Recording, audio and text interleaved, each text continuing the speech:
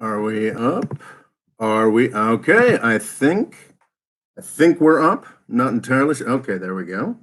Got some ad that's gonna bother me here. All right. Hello and welcome to live. Oh gosh, how does the hair look? All right, whatever. Hello and welcome to live programming here at the More Freedom Foundation. Today, we're going to be discussing the Chinese and U.S. responses to the coronavirus catastrophe, pandemic. These are words that would have seemed alarmist 4 or 5 days ago, but now they very much apply. So we're going to be talking about this in a bit of detail. But what I really want to harp on is how catastrophically both of these governments have failed and how incredibly irresponsible it is that growing components in each of their governments have decided that the appropriate response to their own failure is to blame the other guy. The US government is now taking steps. It's clear that it's going to be a growing part of their messaging to blame China. And it's clear that the Chinese government is doing the exact same thing. It's a growing part of their messaging to blame the United States. This is incredibly infantile. And yes, I'm going to be talking about that at some length today, running through what I see developing, and mostly just being angry about that. Before we get into it, if you're new to this, I think we're going to have some folks here today who are new to this. The ground rules are fairly simple. You may have noticed that there is a live chat to the right of my screen where I'm talking. You are encouraged to weigh in there. We're pretty broad-minded in what you can do in that chat. You can say anything you want about me, my stupid hair, the fact that I'm overweight now. I mean, whatever. Go for it. Go nuts, criticize. We're also pretty broad-minded about the kind of rhetoric we'll accept. What we do not accept is folks being vicious to anybody other than me. You're allowed to say pretty much anything you want about many things in the world. However, you're not allowed to attack other people in the chat. Loga Cool Extreme is the moderator. He will warn you if you're acting out in a way that is inappropriate. And if he has to warn you again, he will simply block you from the chat going forward for all time. So don't do that kind of thing. We clarified after the last one. Loga is here voluntarily, very kindly helping out. So he is part of the general stricture of do not be rude to people. If he decides that you are being offensive to him, then he is free to block you as well. That's about personal attacks. So yeah, if you want to criticize Malaysia, be polite about it, because Loga has a free reign to block you if that's the case. The way this is going to work is I'm going to do a bit of a presentation that I've prepared. I've got an outline to work through. It could take me 20 minutes. It could take me 45. Depends on how it goes. At the end of that, I will then dive into the chat and start answering people's questions from the chat. And the whole thing will be about 2 hours. 2 hours total, the presentation and then the live chat, which will be an hour and a half, what have you. I don't have the mental bandwidth to follow what's going on in the chat. That's why Loga is so essential here. He'll keep things civil over there, chat, whatever you want to talk about, what have you. Stay civil to each other. I won't know if you've asked a question. I won't be able to dive back into the chat. So to ask your questions again when the Q&A starts. And yeah, I think with that, we will get into it. Unless you've been living under a rock, you know that the world is now in the grip of, I think it's fair to call, what I think it is now fair to call the largest pandemic since the Spanish flu. I think HIV/AIDS is technically a pandemic of similar size, but it's obviously a much different disease. And I don't want to take away from the horror of that pandemic, but this is a much more rapidly moving thing, and has clearly had some pretty outsized effects. And I think what has happened, what is indisputable at this point, I'm going to try to do this for as long as possible without triggering anybody. It will end up triggering people, for sure. But both what I think is indisputable at this point is that the two most powerful countries in the world, China and the United States, have both failed catastrophically. I've got some links in the description to this that actually go through the process in detail. There's one from Axios that is a timeline of the first 2 months from sort of the first identification of this disease in China until mid to even late January, before the Chinese government started taking it seriously. China's response since then has been extreme, and depending on how much you believe Chinese statistics, it's been successful. Even if you don't believe Chinese statistics, I think it's very likely that it has been. You think they might be cut down a bit. It is very likely that it has been successful. Their response has been, after 2 months of screwing it up, was responsible. The fact that it is now improving and that they are making up for that should not allow us to ignore the fact that, China is an authoritarian country. You can read that Axios article, but in the beginning of the response, they were denying that it was happening. They were intimidating folks who were medical professionals who were trying to ring the alarm. They were putting up bureaucratic roadblocks. They were allowing mass events to go forward. It was, it was disastrous. And I think there is some truth, though I have real anger and hostility towards people in the U.S. government who are, doing this, who are making this their main message right now. I think there is some truth that China bears some very serious responsibility for this pandemic, and there should be, at some point in the future, reckoning with that. I don't think it needs to be a reckoning in the sense of the way that it's currently being mooted by certain members of the administration, where where there's going to be some kind of punishment or this, that, or the other thing. But yeah, obviously there needs to be reckoning with that. Unfortunately, we then moved on from that to the extraordinary failure of the U.S. governing system. Because what's extraordinary about this is that even as in January and February, as the U.S. system was noticing and critiquing the failings of the Chinese system, it was doing the exact same thing. And in the Chinese system, where there's at least this excuse, it's not really an excuse, but we know it's a screwed up, authoritarian, messed up place. Similar things were happening in the United States. In January and February, you had medical professionals who were trying to send the alarm, trying to get adequate testing, trying to get the government to take this seriously. And the message from the top down, from President Donald Trump and from everybody else was, oh, it doesn't matter. This is fine. We blocked travel from China. Everything's going to be great. This is still moral equivalence between the Chinese authoritarian regime and the U.S. regime.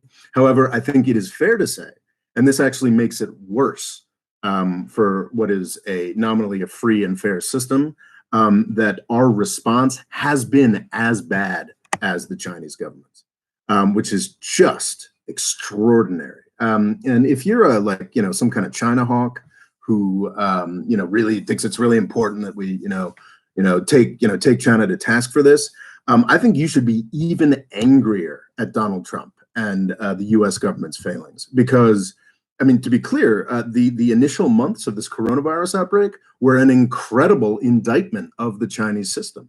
U.S. journalists and foreign policy types who were taking China to task for the response were absolutely right. So as a China hawk, that is something you should be concerned about, but you should be infuriated that Donald Trump, the U.S. administration, has destroyed that case for you. Because as badly as the Chinese handled the initial months of this, the United States has handled what's come afterwards even more poorly, and it's quite shocking. I'm going to be more focused on the United States. I live in Harlem. I live in New York City. We have 1,300. I think yesterday it was 1,300 confirmed cases in New York. I'm not sure if that's the city or the state of New York. I think it's probably the city. This is my government that is screwing up. I'm going to be focusing on what my government has done and just really how nightmarish it is. To sort of emphasize, I think a lot of folks are like, okay, well, the the U.S. is finally gearing up. We're finally beginning to do what's necessary. And I think that's true. And I don't want to, I think actually for both the Chinese and U.S. governments, I think it's important to emphasize that what I'm complaining about here is the rhetorical steps being taken by a few people at the top, by a few people who are trying to make excuses for their governments. But both the Chinese and U.S. governments are now working very, very hard. And they're poorly served by other elements of those governments, smaller elements, who are trying to play the blame game right now instead of actually solving this extraordinarily catastrophic problem. So the United States is finally beginning to take the necessary steps and look at this with the appropriate thoroughness and seriousness. But it's important to emphasize, so much more needs to be done. The most important thing at this point is testing, testing, testing. We need to have tests. And the United States, we do not yet have testing capabilities to the extent where they should be. They are improving. They're improving quickly. That's why we're seeing cases skyrocketing, because now finally, after 2 months of outbreak, I believe the first case in the United States was documented and reported in late January. Yet testing just was never, established until early March. So that's now finally happening. I have an acquaintance who has finally gotten a test, but she had to wait 5 days. She took her test on Monday and she'll get the response on Friday. It's still not there, but U.S. government is working on it. U.S. government is making things happen finally. But I think it really is important to emphasize just how far behind we are. I've got in the description, there's a link to sort of documented cases at this point. A lot of folks are like, okay, the U.S. government is finally taking this seriously. There's a great Reuters article that I listed in there as well that compares the South Korean response and the U.S. response. Two things about that. The U.S. response is improving. It is nowhere near at the scale of the South Korean response. So people are like, okay, we're working on it now. And, South Korea has been working on it and then they solved it. So when South Korea started working on it, they were at one of, I think, 4 cases or something like that. Now that the United States is starting to work on it, like we're not even to the point where South Korea was on like February 5th. Like we're not there yet. We've got documented now, I just checked it before I did this, over 10,000 cases. So, that's we now have, before we started working on it, we have more cases documented than South Korea has had to date. So yeah, we are really, really behind on this. And I think the seriousness with which we should be looking at this is not really in evidence yet, and the impacts that this is going to have. So anyway, all right. So I think I've established both the U.S. and U.S. government and the Chinese government have screwed up dramatically, and their response, the growing response in both countries, seems to be to blame the other country, and that's just extraordinary. So I think probably the most prominent, I could be wrong about all this, but I'm sort of the sort of preliminary timeline that I'm putting together for this tit for tat thing. Go to real journalists, but all of the things that I'm describing here are things that have happened. So I think for me, the one that I noticed the most initially, starting this let's blame the other guy thing, was Tom Cotton, who's a senator from Arkansas. A lot of really shitty things start with this guy. He's just really the worst. Some people are mooting him as though he's supposedly like the really scary Trump successor that's going to be coming up. I don't think that's true, because if you've ever seen this guy talk, he just no, this guy's not ready for prime time. But he's also insane. So for weeks now, he's been putting forward the conspiracy theory that the disease actually came out of a lab. There's a high security lab near Wuhan. So this was actually a Chinese government disease. We don't know. Was it something that just got out through mistakes by the Chinese government, or was it an initial bioweapon? I don't know which one or was it an intentional bioweapon? I don't know which one it was. Now, I mean, it's natural for there to be theories like this going around. It's natural for people to believe or be concerned about that sort of thing. It is not natural or appropriate for a U.S. senator, one of the 600 or so, nominally 600 or so most powerful and influential people in the country and government. It is not appropriate or rational for a U.S. senator to be spreading that around. That has now been that theory that it has come out of a Chinese government lab has been roundly disproved on a number of sources, from Forbes to freaking the Joe Rogan podcast. That is not something that is true. But Tom Cotton, who is, and we'll talk about this a lot, Tom Cotton, a lot of his positioning since he made it into the U.S. Congress has been about probably the biggest threat to the United States. I mean, what this is doing to our economy is absolutely worse than 9/11. I mean, we'll see how it develops. But I think this is, I was speaking to a friend yesterday who actually said, like, this is the worst thing that may have happened to the United States ever. And I think that's probably a little premature. Yeah, I mean, this is bad. This is an extraordinary threat to the United States that people like Tom Cotton and these super hawks just missed, just sort of let happen as they obsessed with over China, Iran, Russia, garbage like this. The real threat was always biological. So yeah, Tom Cotton, he's got a set toolbox, which is being paranoid about other countries that are vastly weaker than the United States, but supposedly threaten us. So he started breaking out that toolbox a couple weeks back. So he has been putting that out there. That has been official government people, or at least people who should have the power to speak for the United States, putting out this just sort of nightmarishly dumb,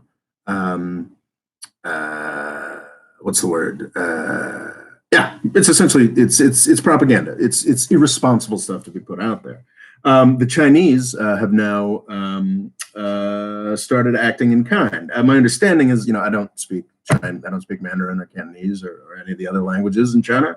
I don't have access to Chinese social media. My understanding, only because I've read about it in U.S. media, is that there's a lot of conspiracy theorizing about the U.S. role in making coronavirus happen.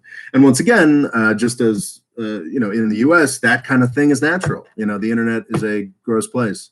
There are plenty of irresponsible people. When it becomes a real problem is when actual officials of a government start endorsing it. And we've got, I think, was it from last week? Yeah, I think it's from last week at this point. We've got Zhao Lijian. I'm sure I mispronounced that, and I apologize. Who is a highly ranked member of the Chinese Foreign Ministry. He's getting on U.S. Twitter, and he's putting forward the conspiracy theory that the U.S. government, apparently, there was a U.S. military delegation that visited China in September, and that's really where it came from. And that is just not. Well, what is Halit Arda Ozer doing? That doesn't look helpful. That looks like blockable behavior. Please stop doing that. Actually, I might just go ahead and block that now.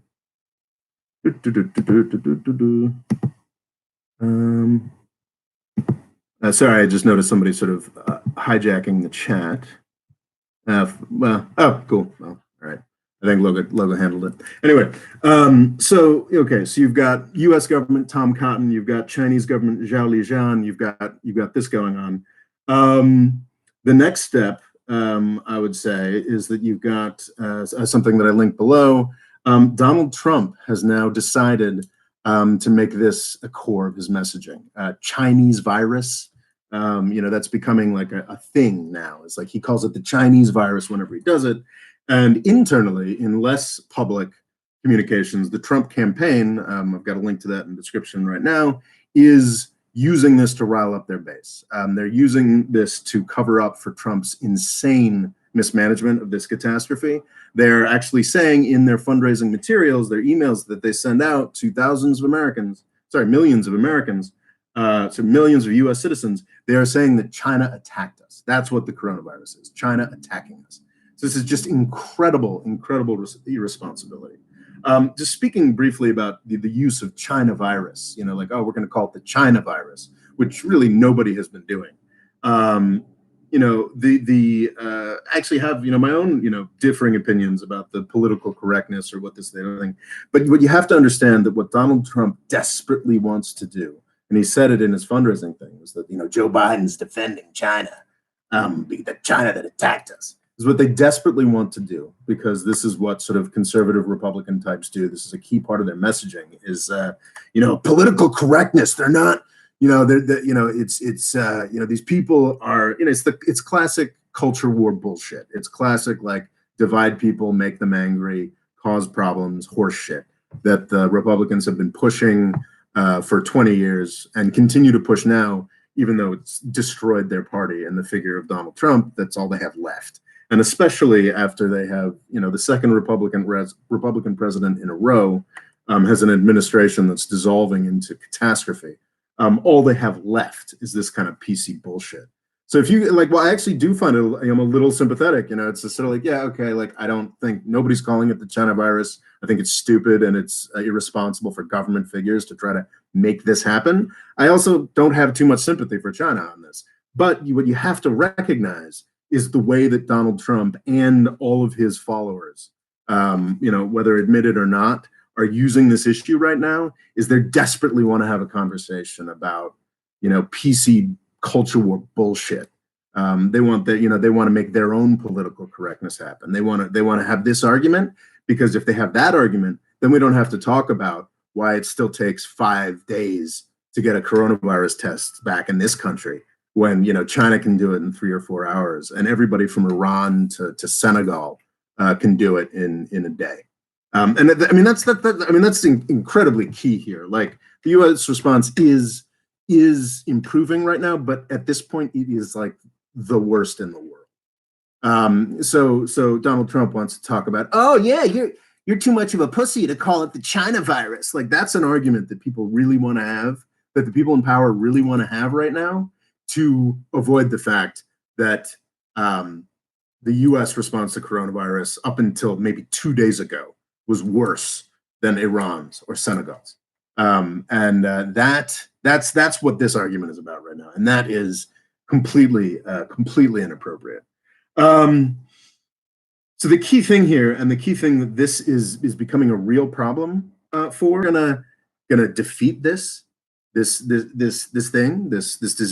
It is vital that the two most powerful countries in the world share information and work with each other to set protocols for travel, for dealing with the disease. How are we going to deal with testing people? Like, how are we going to do international travel once the period of just locking everything down ends? I mean, these are discussions we should be having right now. Instead, we have high-placed members of the Chinese Foreign Ministry and the fucking U.S. president, you know, arguing over this. Yeah, you know, whose fault is this? Who's more at fault? When really the two entities most at fault for the spread of this virus in the world are the Chinese government and the U.S. government. The Chinese government for its origination, the U.S. government for what, you know, after this really maybe truly may not be any longer the leader of the world, the most powerful, the hegemonic country in the world, decided to just say meh for 2 months. And oh, it's the flu for 2 months. So these are the two countries most responsible for this disaster, and they're just going to sort of do this toddler spat with each other instead of getting down to the business of, how do we stop this disease? How do we get a world economy working again after this disease? So instead, they're having these spats. So like that's the key thing of the idiocy of this sort of spat. I think that. Now, I don't want to be like a panic guy, and I do think we're going to get through this. Like, I mean, most of us are going to get through this. But I think the fact that people like Tom Cotton and Zhao Lijian and Donald Trump are acting in this way is because people aren't taking this seriously enough. Once again, I've said this from the beginning of my coronavirus series, like, I am not a medical professional. The medical professionals don't know what they're talking about. Like, they're not clear yet. The science isn't clear yet on what the seriousness of this disease is. The seriousness, however, of the destruction to the world economy is undisputed. I think there was somebody was banding about information yesterday about what the quarterly GDP hit is expected to be. It's like second quarter GDP hit, world GDP hit is expected to be like -4%. And then third quarter is expected to be like -14%. Like that's insane. Like this is extraordinarily important stuff. And like, I'm not obviously not a big hawkish, guy, but I am very critical of China. Like I do think that when this is done, some serious questions need to be asked about China. But that is so on the other side. That is so on the other side of this. Like it's like, oh, we should really worry about, the fact that all of our masks are made in China, and we should, that's weird. Like, we should fix that. Yeah, you're right. We absolutely should fucking look at that next year, because today we need to look at the mask shortages in U.S. Hospitals, and right now, there are U.S. manufacturers of masks. There absolutely are. Like, why 3 weeks ago wasn't there, National Guard units at that factory doing what they needed to do to make sure that that factory was doubled in capacity? Like, why is the U.S. Army Corps of Engineers not there 2 weeks ago, quadrupling the capacity of that? Why hasn't there been a massive program to get those factories? There's ventilator factories, mask factories. We have these in the United States. It's true, the majority of the capacity is in China, and that's something we should totally look at. But we can build those factories. We finally, I think it's the National Defense Production Act, was something that Trump sort of half-assed activated yesterday without actually taking any measures, which means you haven't really activated it. Okay, yeah, sure. Too many of our masks are made in China, and that's a 2021 problem. A right now problem is let's build out these U.S. factories that exist. That's a right now problem. And like the fact that we're like writing these sort of agonized think pieces about like, it's this really shows that we got to do something about this policy stuff that I was worried about earlier. We need to build out U.S. factories right fucking now. And like playing the blame game with China is not very helpful. People are saying, oh, this could happen again with another disease sometimes in the future. Let's worry about that when international travel starts up again. It's just like people are not taking this seriously enough. And there are already real world repercussions for this. The Chinese government yesterday expelled all U.S. journalists. Not all of them, but I think the majority from sort of prestigious institutions. I'm sure there's plenty of business journalists in there.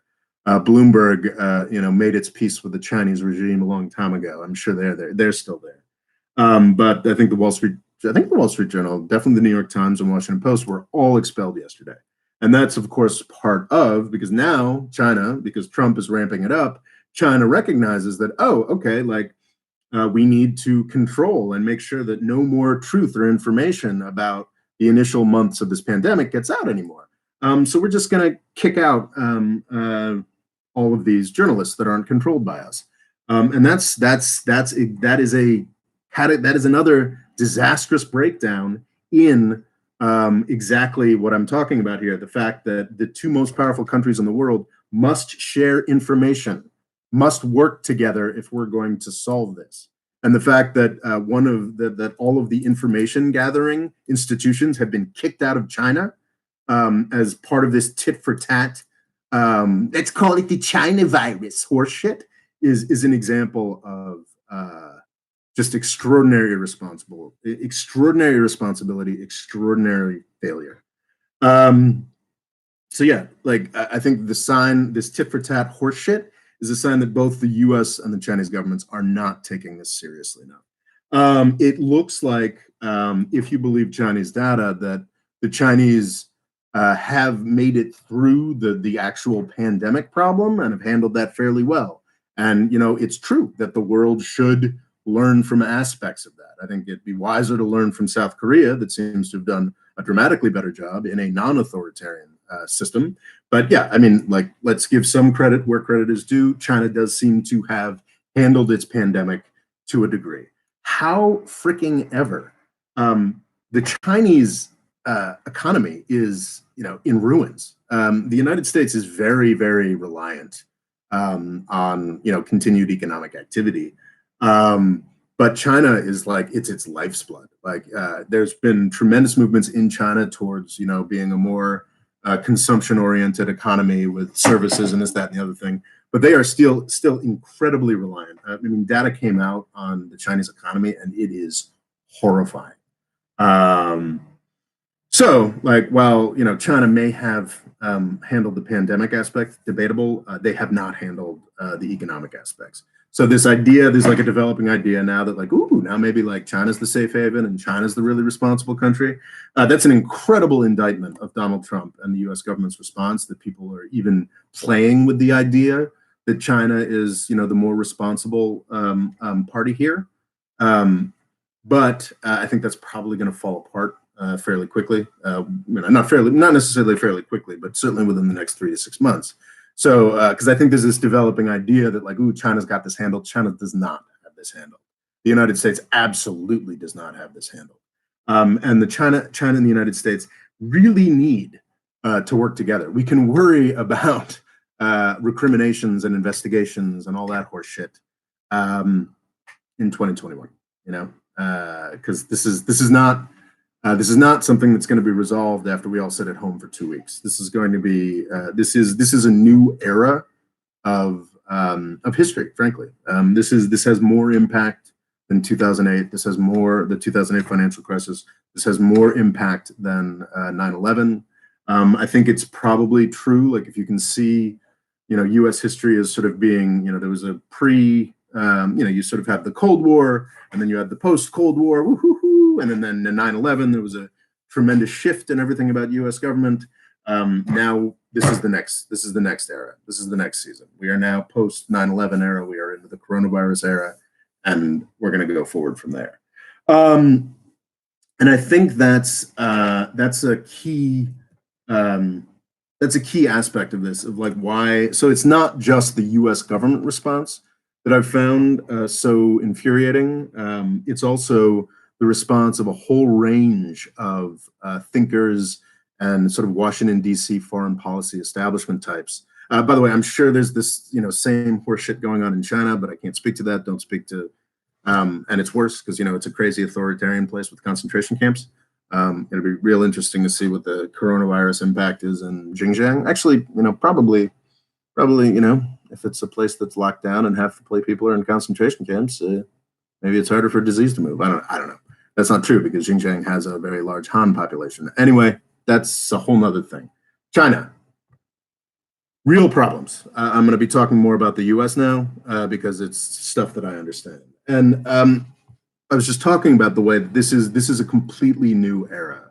There was, for 20 years, really, since 2000, I guess 19 years, whatever, since 2001, and honestly for the half century before, a certain sort of uber hawkish, pro-violence way of looking at the world has sort of held sway in Washington, D.C. It's this idea that, there's somebody coming to get us, and we've got to constantly be on the lookout for, threats from China, which is, rational 20 years from now, and like Russia, Iran, Syria, all these places that were never any kind of threat. So it's this sort of insanity, and it's really interesting seeing how many people are just sort of completely at a loss now, because this is a very new. I mean, people knew about SARS, people knew about scientists and people that actually, and medical professionals who actually had to dealt with it, and I think during H1N1 in 2009, during Ebola in 2014, these things briefly pop up, and they're things that people talk about and get paranoid about, but it's not really a big part of day-to-day government functioning in the United States. Day-to-day government functioning in the United States is, it's sort of about, the things that government has to do, but the stuff that politicians care about, media cares about, the sort of defending of the United States stuff has always been about making up these threats. I've got a whole series of videos on that. I guess most recently, the Avoiding the British Empire series talking about how actually the British Empire made up a bunch of the threats against it, and then the U.S. is doing the exact same thing. You can look at that in my videos. But anyway, like I've talked about that a lot. And these people just don't have any other response right now other than to be like, well, this is completely unprecedented, and this is clearly what the next decade is going to be about in the United States and in the world, is making the world more durable against these medical threats, against, diseases. That's clearly what our focus is going to be. But I don't know anything other than to complain about China. So I'm just going to somehow work my standard, everybody's coming to get us, all these human beings are coming to get us. I'm going to put out my standard columns, but I'm going to make it about the coronavirus kind of barely. And I've seen this in the American Interest. I've seen this in the National Review. Notable other U.S. politicians pushing this horse shit is a bunch of Republican senators. It's just dumb. Like solve this nightmare before you starting fights with people you're gonna need to work with to solve this nightmare. So I think that's pretty much the message that I want to say here. Like, you know what? Let's take Tom Cotton and let's take Zhao Lijian, the Chinese foreign ministry guy who's making up all this horse shit. Let's put them on a desert island together and let them have a fucking knife fight. Let them go at it. And then let the rest of us, get on with the job of solving this problem. And I don't mean the rest of us, like just the United States. I mean, like as a world, like we should not have any appetite for these dipshits in the Chinese government or the U.S. government who want to start a fight to distract from their own catastrophic failures. Yes, like once this threat has passed, there will be endless investigation. There will be, there should be a 9/11 commission report equivalent type shit for sure, on a worldwide scale. But now is not the goddamn time. So I think, try to end it on a somewhat hopeful note. I really do believe like this whole like 9/11 era, which is, most of my YouTube channel is complaining about this sort of 9/11 era, the disaster that the United States has created over the past 20 years in the world. I think there's a distinct chance that that's over. I mean, not now, not yet. The Trump administration is truly horrifically, like evil. I don't use evil a lot, but is absolutely evilly using this catastrophe. Iran is one of the hardest hit countries. And this week, the US government jacked up sanctions against Iran. They love to talk about, we're for the Iranian people. Well, the Iranian people are starving and dying right now. And they are going to be brutalized further by the US government. So this isn't over yet, but I do believe that possibly just for fiscal reasons, which is probably might be Tuesday's video. I think that this is going to end. We're not going to be in the Middle East anymore. Maybe we'll hold on to a base in Qatar and Turkey, but we're going to fucking finally be over with the murdering millions in the dust of the Syrian and Iraqi deserts. That'd be great. So I do really think like this could be like we're moving on, and actually like it's something that it's something we should have been focused on for quite some time. I think this has highlighted a lot of failings by the U.S. government. Like the U.S. healthcare system is just I've read it multiple times. But I think, the U.S. has simultaneously the best and the worst healthcare system in the world, as far as like a public health system that actually looks after, resilience against pandemics or just general public health. The U.S. has the worst. If you're wealthy and if you can afford, or you work for a corporation that can buy a good health insurance plan, it's the best health insurance in the world. But as we're learning in the era of the pandemic, that doesn't really hack it. Like that ain't good enough. So I see the potential for progress there, which is great. And like honestly, like this is while I'm sure there'll be excesses and people will overdo their response to this pandemic threat. That's what government does. I think it's fantastic that people are now going to be focused on the threats that are possible through biology. I think that is a much better use of our time and money than this horseshit, inventing enemies in the Middle East has been. I think how exactly is a pointless, warrior drone with a fighter pilot in it gonna save us against anything that's a real threat in the 21st century? Why do we still have aircraft carriers? I think those questions are about to become very real.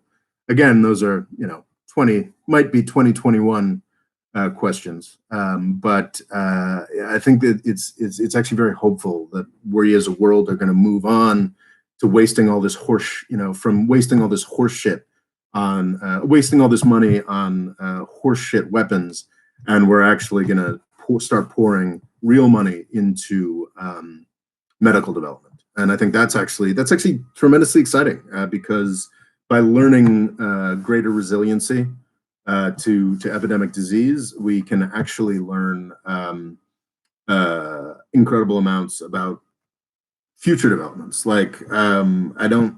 I'm stepping way outside my wheelhouse here, but my understanding is that a lot of the money and time that was poured into learning how to respond to the HIV/AIDS virus actually led to a much better understanding of the human immune system, which actually is now yielding breakthrough anti-cancer treatments.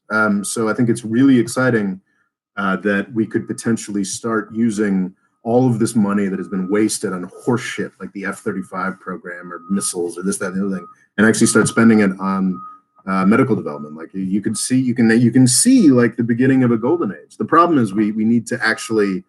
We have government structures and foreign policy establishments, journalists, media, universities, think tanks, who are very much still geared towards that sort of stupid 9/11 era of seeing a villain behind every national flag, whereas what we really need to be doing is completely different. And I think that this horrible crisis will push us in that direction.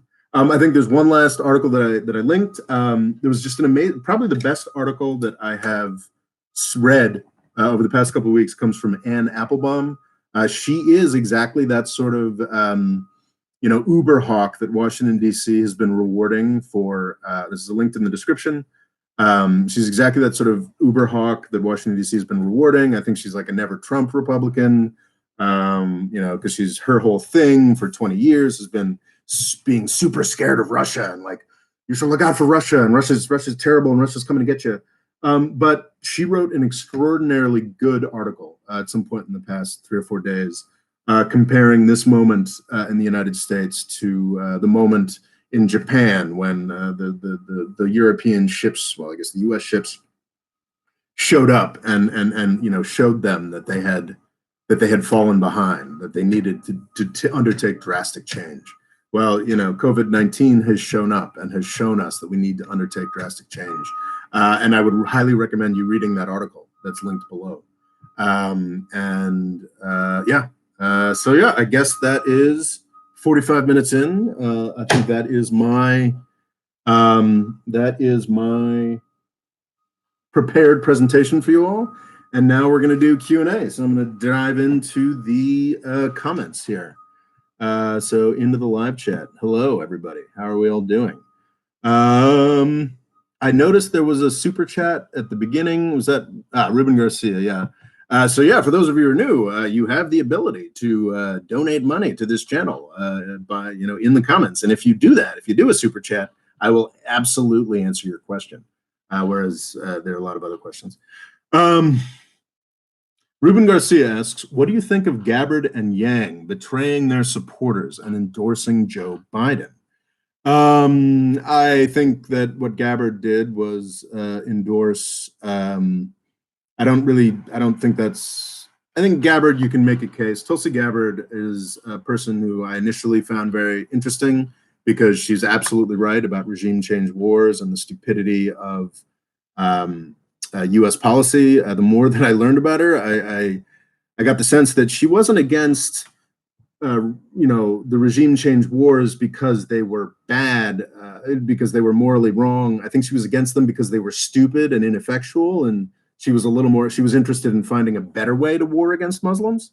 And also she just struck me as crazy in a lot of ways. But she's been a very sort of attractive fringe Democratic candidate. And I guess it is strange that she would endorse Joe Biden. But at this point, I think Gabbard's calculation is that Biden's just going to win. And I think that's not 100%, but I think the debate between Bernie and Biden was sort of the last chance for Bernie. I guess this was last Sunday or something like that. Yeah, it was last Sunday. And you know what? Like, if it weren't for the catastrophe of coronavirus, I think that debate would have been extraordinary for Bernie. Unfortunately, because I mean, Biden just lied, like Trump level lying. Just like, nope, I didn't do that. I was always been a big defender of Social Security, just straight up lying about his Iraq vote, about Social Security. And I think if anybody was paying attention to the vote anymore, then I think that would have been terrible for Biden, and we would have seen, a Bernie resurgence.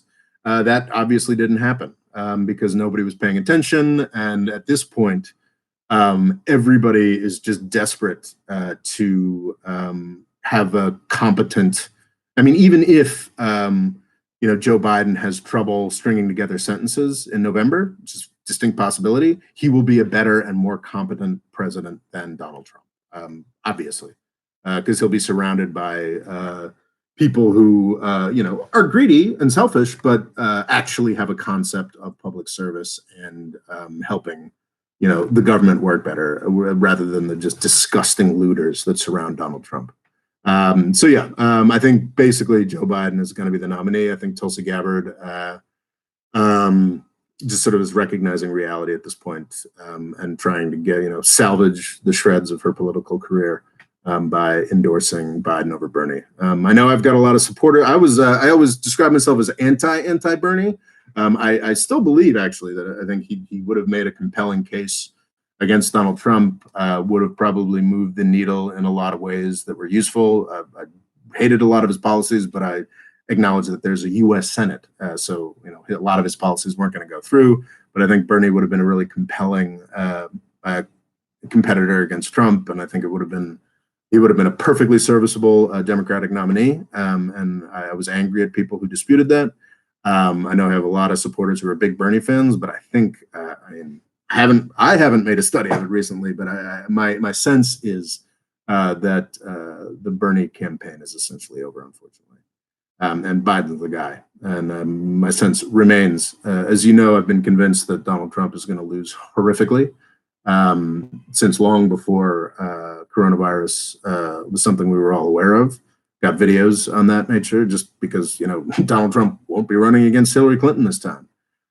Joe Biden may not be able to string together sentences in November, but he won't be Hillary Clinton. And this coronavirus thing just makes it all the more likely. I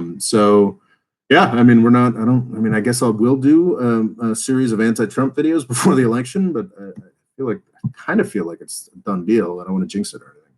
And as far as like Andrew Yang betraying their supporters by endorsing Joe Biden, I wonder if you've actually followed Andrew Yang. I mean, Andrew Yang struck me as sort of in a sane world, like what a Republican should be. I think I tweeted that a number of times. And actually, interestingly, you now have Republicans coming out and supporting UBI, the Universal Basic Income, that was Andrew Yang's sort of main position. Like, you've got that they're doing that now as potential stimulus response to the CDC. So I mean, Andrew Yang was not a Bernie guy. They were both sort of insurgent, but I mean, Andrew Yang, sort of a wealthy businessman who wants American capitalism to work better, not a radical type. All right, so questions. Osoma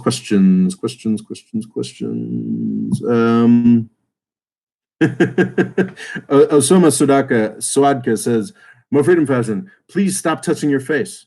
By the way, you are good at analyzing. Thank you very much for your efforts and hard work. Yes. Well, I mean, I'm at home. I have washed my hands multiple times today. Yeah, I think I'm. I guess yeah, sure. Everyone, stop touching your face. So yeah. Questions. That's a great question from Nathan Ruffing. Nathan Ruffing is a huge supporter of this channel. I'm really grateful that he showed up. He actually is one of at least 2 people I know who have made it through serious chunks of this book that I wrote, and he is acknowledged for that. Anyway, good dude. Nathan Ruffing, market up or down from here? That's a really interesting question. I don't freaking know. So I think that the economic outlook is going to get worse from here, but I think that the market, the folks looking at the market have sort of recognized that, I think recognized just how yawning and negative that outlook looks. I think it'll probably go further down. 2008 was a 50% drop. We're only at a 33% drop. I don't think it's going to go much more than 50%. Like, I think, the Dow, which is a terrible measure of it, the Dow Jones Industrial Average is what I look at, just because, I was a stockbroker in the 90s. But the S&P 500 is probably a better indicator, but it's similar. But the S&P 500 has gone from 29,500 down to I think we're up today, aren't we? Down to so it's lost essentially a third of its value. We are barely up today, 1%. I could see it going down. This is based on really nothing, but actually most stock market analysis is based on nothing. I could see us going down to like 15K and then starting to crawl back. Of course, everything is dependent on the amount of testing. Stimulus is important. That's got to keep going. That's got to keep rolling out. They got to figure out what's going on, how we're going to keep the preserve elements of the U.S. economy in suspended animation until we can finally get things going again. But to preserve the market, the most important thing is medical response. It seems like the U.S. is finally ramping that up again, but we gotta do more. We gotta do more. So yeah, I don't know. I guess is my answer, is market up or down from here. My hunch is going down. There's a certain poetic narrative justice, I think, in the entire Trump bump getting wiped out, which hasn't quite happened yet. The Dow Jones Industrial has now fallen all the way back to where it was the month that, or at least it was at points yesterday. It must be. I think it's higher than that now. Where it was when Trump was inaugurated. But I think a lot of people measure the bump from when he was elected in November. So I think, if it falls down to 17, 18K, I think there's some poetic sort of narrative value I find in that. And the weirdest thing about stock markets is that, while, there are a lot of people who put a lot of time and effort and quantitative power and analysis into it, I often find that, just simple narrative stories can work out pretty well. The best stock market decisions I've ever made have been based on absolutely nothing sensible, and are usually against the advice of actual professionals. But yeah, I just feel like the stock market will probably fall down into the Dow Jones will probably fall down into the 1700s because that's where it was when Trump was elected, and then start the long crawl back. That will hopefully not be too badly. I mean, honestly, investing advice, even though even I am getting leery about this at this point, I am not. I was a stockbroker a long time ago. I got out of it because I was like, it's insane that anybody tries to tell anybody how these things are going to go. We don't know. So my instinct, because I'm not like a hedge fund, I don't have a team of MIT PhDs building, algorithms for me to trade. My general sense, and it has worked through 2001, 2008, is to just never sell. Just sort of hold on to the same stuff you've always got and don't sell on crises because there are tax consequences if you sell. So yeah, just sort of hold on to it. Could be wrong this time. I mean, yesterday there was this really some extraordinary. It's actually just I only read the tweet. I didn't read the Financial Times article, but like a lot of people are buying Chinese government debt, and unlike past crises, U.S. government debt is not getting more more popular. I think that was probably an artifact. You know, the more I think about that, I think that there was an artifact of timing and the fact that the U.S. has so drastically failed so far, and I think that'll probably regularize. I mean, if we do get to that point where finally we get to a crisis, I've said for a while, I think we've got one more crisis where the U.S. will be the main, you know, will still be the safe haven, or will still be seen as the safe haven. I think that's this crisis. The next crisis, I think my old strategy of, just hold on to your stocks and bonds. It'll all be fine. It'll all go down. It'll all come back up. I do wonder if at the next crisis that's not going to be the case, but I still think that's going to be the case this time. So, sorry, that was very long answer to a U.S. investing and a question that I have no business talking about. So anyway, so this Local Cool Extreme asks, very interesting question. How will Brent going into a free fall affect the longevity of MBS and the Saudi regime and other petrostates? I think that, man, like MBS, it's fascinating. Like I don't like. People talk about Mohammed bin Salman, the crown prince of Saudi Arabia, as if he's going to be in power for 60 years. That was the famous, I think, did Thomas Friedman say that in his famous fellation of MBS? It's like, he's 30 years old and he's going to be the absolute king of Saudi Arabia into the 2080s or whatever. And that's just not true. Like that guy, I think that the Saudi royal family will be done by 2030. And I think MBS will be done at some point before that. Whether it's this year or 5 years from now, he's going to fall. Then the sort of gerontocracy of the Saudi royal regime will hang on for another 2 or 3 years after that, and then he's going to fall. As far as the Brent going into free fall is a conscious.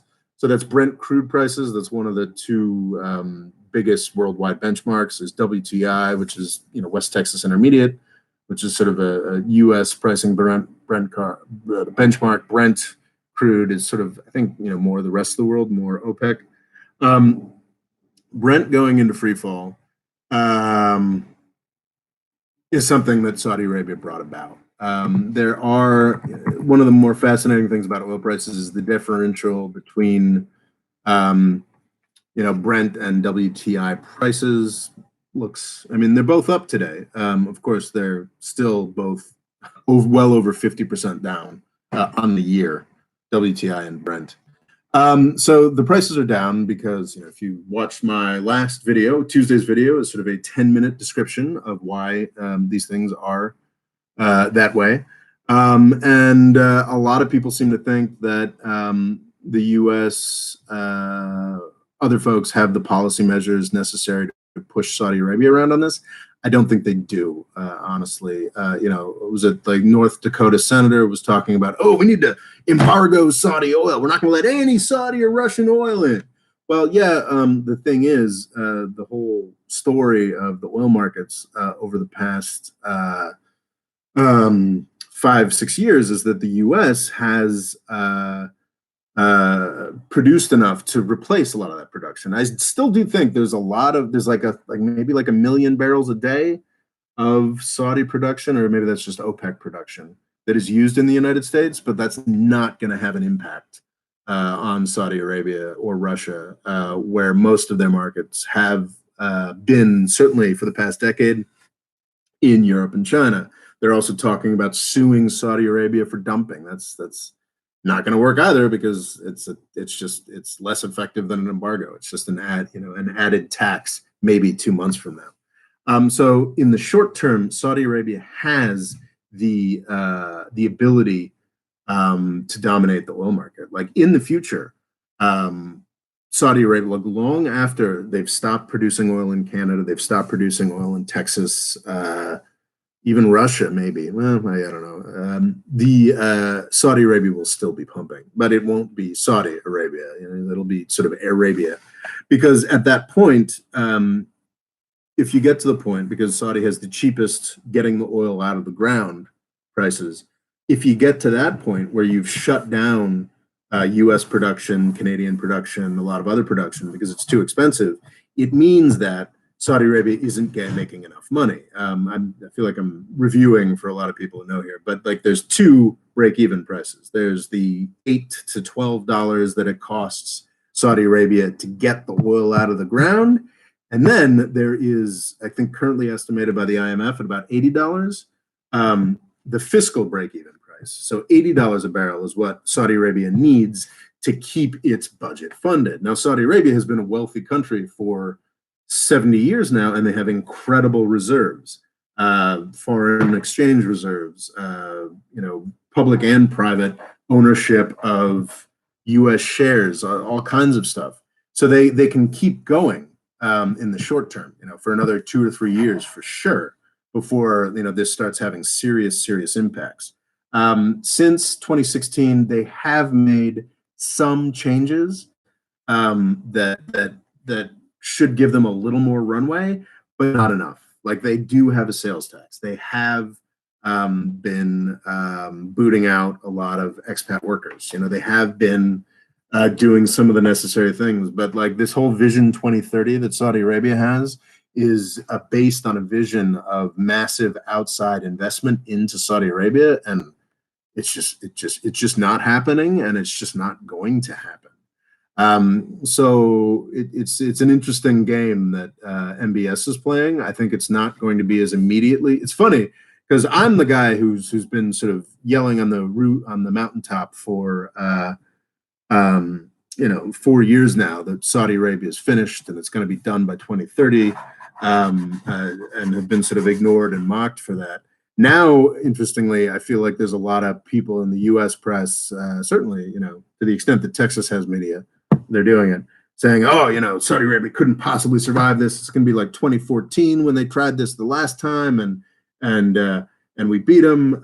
Actually, I think that Saudi Arabia could win in the short term, but not in the long term. I do think that if the pain is massive, MBS has, there's a chance that this will be the point when Crown Prince Mohammed bin Salman loses his power and I would assume his life.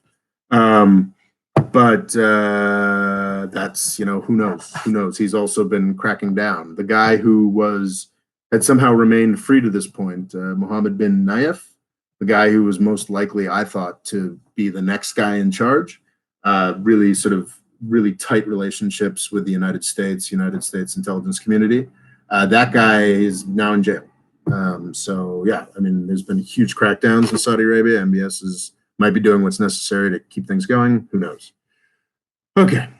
Pirate King asks, who do you think will win, Trump versus Biden? How will the pandemic affect the election? I said in a video in January that I think Donald Trump would lose to a dead dog as long as it wasn't Hillary Clinton, and nothing that I've seen in the pandemic thing so far has made me change that estimation. It's possible that it's possible that if Trump is very good with his messaging and things get a lot better, a lot more quickly than I believe, it's possible that he could leverage this crisis towards more support for him. That certainly worked for George W. Bush and others, but I don't really buy it, honestly. We'll see. He's just so incapable of doing anything right. There's a lot of polls coming out recently. They're like, look, nothing's changed with Donald Trump's approval ratings in this incredible catastrophe. And I was like, fuck, man, that's insane. But then people were like pointing out, it's like, yeah, like at every other incredible catastrophe in U.S. history, approval for the president shoots into the stratosphere. Donald Trump is so bad at this that he can't even take advantage of that ability. Like, honestly, if he had gotten up there in February, the beginning of February, and said, this is serious, I'm going to go down to the CDC. And because in the beginning of February, we knew that the CDC was fucking up testing.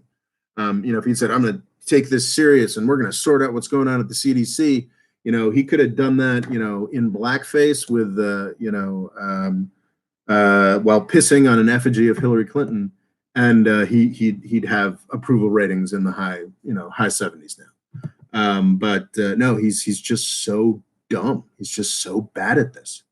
Yeah, in any normal U.S. political regime, a crisis like this would be great for the president, but Trump's utterly incapable of taking advantage of that. I mean, thankfully, I suppose. Okay. Fabian Salatkowicz, I apologize if I did that wrong, asks, now, with oil prices and global recession, will Russia collapse? If yes, will Russia explode like the Balkans? What will happen to Siberia? Will it become a part of the Chinese sphere?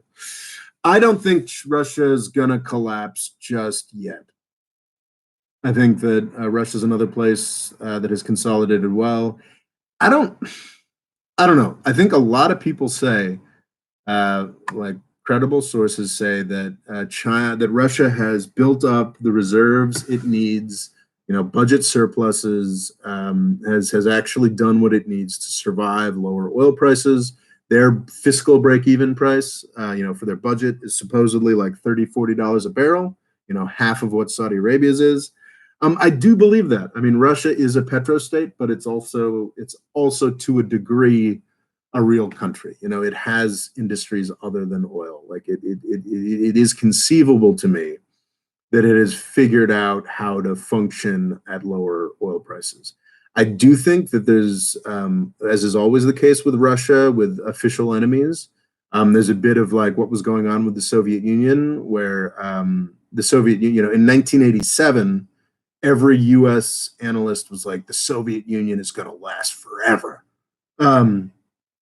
And by 1989, it was already collapsing. So I think Russia will, crises like this are good for authoritarian governments, especially a crisis like this where it's like you can't be in the streets. Like, how is Russia or Saudi Arabia or China going to collapse if people can't get together for a mass protest? But there's just no way. So yeah, I think this weird particular coronavirus crisis is good for authoritarians. So yeah, I don't think this will make Russia collapse, but I do think that it certainly makes Russia weaker, and they're certainly going to have to dip into their foreign reserves. So also, I think a lot of their foreign reserves are in euros, which an interesting thing for folks who are like super paranoid about the ability of foreign governments to sell off all their U.S. debt and make the U.S. collapse. I think Russia did sell off all of its U.S. debt over the past 4 or 5 years. I was reading about that. So I guess that means that most of their foreign reserves are in euros, which is probably, Europe, as badly as the U.S. is doing, like I think Europe is probably doing worse. And there's a serious question. Like, I'm more worried about the collapse of the European Union right now than I am about the collapse of Russia or Saudi Arabia. I think authoritarians are likely to be able to handle this well. The weirdly vulnerable EU infrastructure that has just so roundly failed to deal with the crises of the past decade is, it concerns me that it's possible that I'm more worried about the EU ending than I am about Russia ending. Okay. Pirate King asks, will China collapse like the USSR in the near future? Will China collapse like the USSR in the distant future? No, it will not collapse like the USSR. The USSR, remember, its borders were at the, included Belarus, Ukraine, and the Baltics. What's interesting about the USSR is like some of its biggest cities, most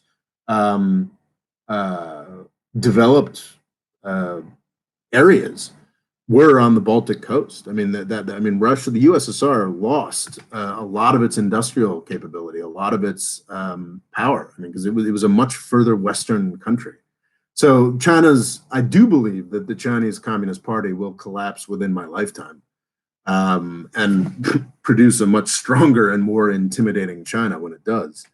But it's like, even if, which honestly strikes me as quite unlikely, that new entity, we're with it, the only conceivable territorial change that would happen would be that new entity would somehow lose Xinjiang or Tibet, and that would be economically essentially meaningless, to China. Like, to be clear, I don't think that would happen when China evolved into whatever its next system after the Chinese Communist Party is. But even if China lost Tibet, with its it's like 5 million people in Tibet, and Xinjiang with 20 million people, in a fucked up sci-fi police state. So it's obviously going to be like a China collapse. I think a lot of people.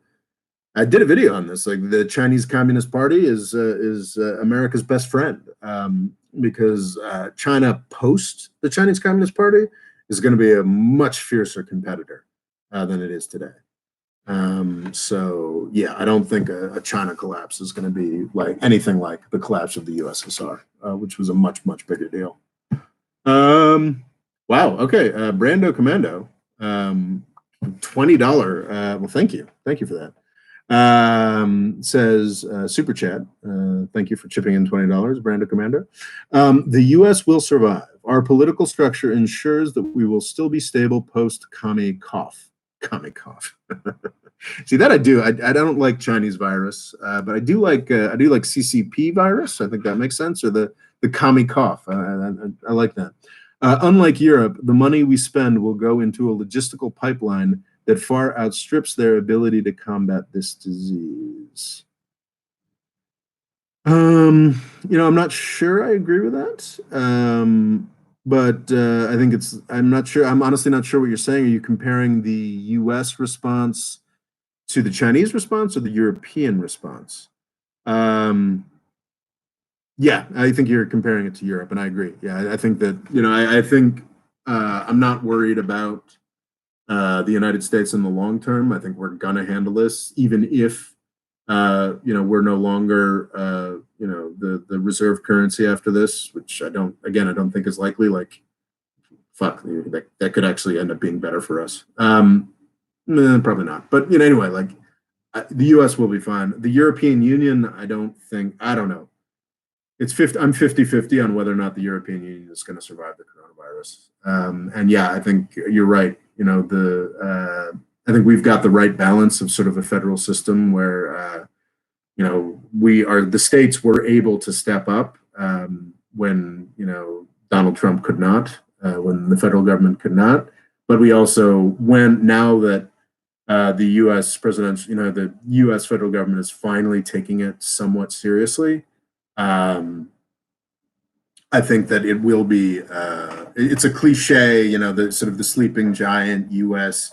doing the right thing eventually. But now that, like, the U.S. has been awoken to this challenge, yes, I think we're going to be able to put the resources necessary into this to not just defeat this, but build a better healthcare system in the United States, which is really, one of the main things holding the United States back at this point.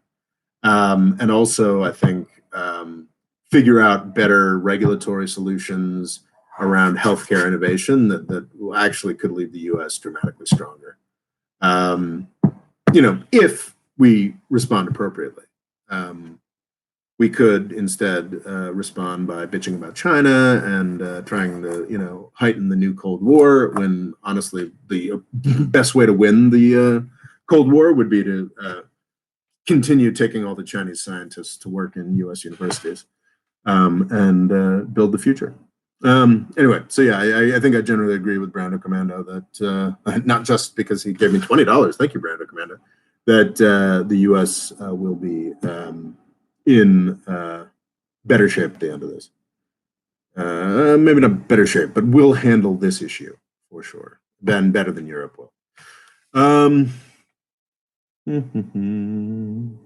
Fife Bilby asks, why is the British pound falling fastest and why is the U.S. dollar staying strongest? Well, I'm happy to see that the U.S. dollar is staying strongest. I'm getting a little worried about that. The British pound is falling fastest because Boris Johnson fucked up even worse than Trump did.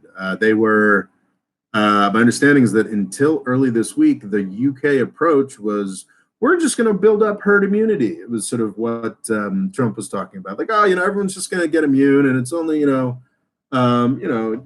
only 1% of people who die from this is fine. And then I think finally somebody got to the British government at the beginning of this week a more serious analysis of what that would actually mean. And then the British government was like, holy shit, we're not going to do that. So the British response has gone from this kind of oh my God, they're crazy, but maybe it'll work. Everyone was like, Jesus, okay, if they're going to try it, it'll be interesting to see. And then the US government, then the British government saw some more details and were like, holy shit, we're absolutely not doing that. So now they're far behind. And I think in the description, I've got a thing where they have a list of all the